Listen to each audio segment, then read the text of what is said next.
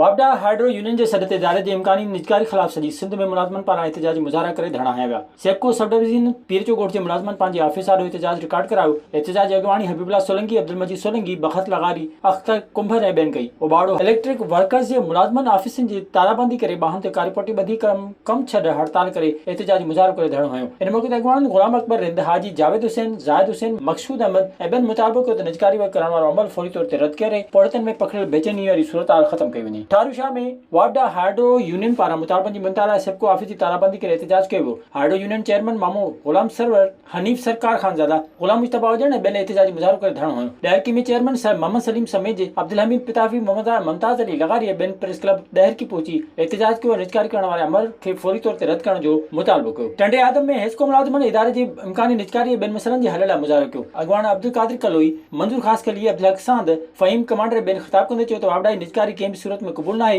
हुन मुतालबो कयो त दिहाड़ीदार ऐं कॉन्ट्रैक्टी मुलाज़मनि खे पको कयो वञे। विज़िट कयो अवामी आवाज़ मीडिया ग्रुप जी वेबसाइट awamiawaz.pk।